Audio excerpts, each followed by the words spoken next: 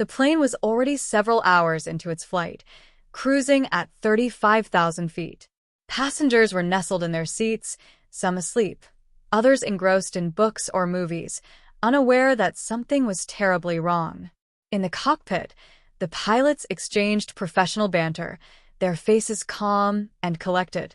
But an unsettling noise echoed through the aircraft, a faint creak, almost imperceptible at first, but growing louder, as if the very frame of the plane was beginning to buckle under the stress of its journey.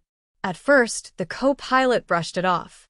"Just turbulence," he muttered, adjusting his headset, his gaze fixed on the flashing instruments in front of him. But the captain, a seasoned veteran with decades of experience, felt a creeping unease settle in his gut. He'd heard noises like this before, signs of structural strain. His fingers hovered over the controls, yet the plane seemed to be holding steady. The weather outside was clear, the skies eerily silent, too silent. Then, without warning, a sudden, violent jolt threw the entire cabin into chaos. Passengers screamed as oxygen masks dropped from the ceiling, and the plane plummeted a few hundred feet, only to stabilize again. But the damage was done.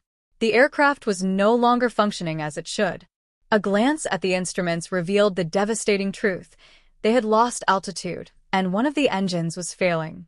The captain's heart raced as he flicked switches and pushed buttons in a desperate attempt to regain control. He could feel the weight of the situation bearing down on him. He was no longer just a pilot. He was a man responsible for the lives of the 200 souls on board. Every second mattered. "Attention, all passengers. Please remain calm." The captain's voice crackled over the intercom.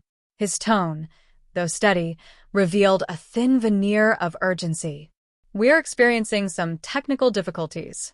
Please fasten your seatbelts and prepare for a possible emergency landing." The murmurs of panic spread quickly through the cabin. Flight attendants, usually composed, began rushing up and down the aisles, checking seatbelts and reassuring passengers, though their smiles were more for their own comfort than anything else. One of them, Sarah, a young woman who had been working on this flight for less than a year, clutched a safety pamphlet, her knuckles white with tension. As the minutes dragged on, the turbulence worsened. The plane pitched and rolled erratically, as though it was being tossed about by invisible hands. The hum of the engine grew louder, then quieter, then back again.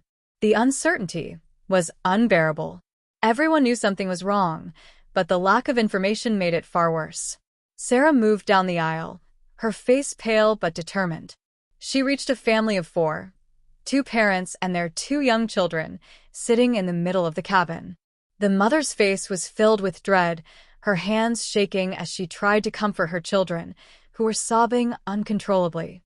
"Mommy, are we going to die?" the little boy asked, his eyes wide with fear. Sarah knelt down, her voice trembling slightly. "No, sweetheart, we're going to be just fine. The pilots are doing everything they can." But even as she spoke those words, Sarah wasn't sure if she believed them herself.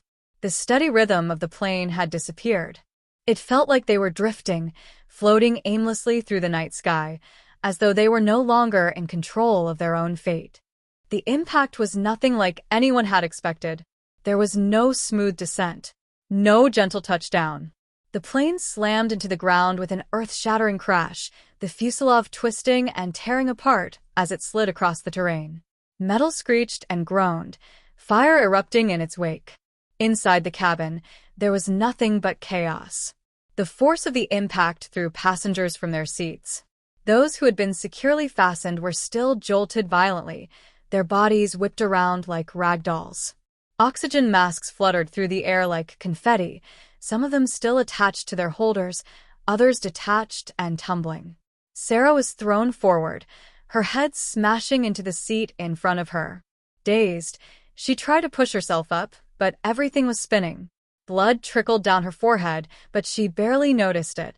Her focus was on the task at hand, getting out. She heard the screams of the others, but she couldn't think of them now.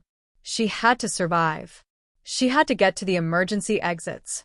As she crawled towards the rear door, she passed a lifeless body slumped in an aisle seat, the man's face contorted in a final expression of terror. When she reached the exit row, she yanked the emergency slide release lever, and the door flew open, spilling a harsh burst of air into the cabin. The world outside was a blur of smoke and fire. She didn't stop to look. She only knew that the only way out was forward. As she crawled through the door and onto the slide, she caught a glimpse of the wreckage, the twisted, mangled remains of the plane, and realized with a sickening certainty that not everyone had made it. The flight had ended, but the horror was just beginning.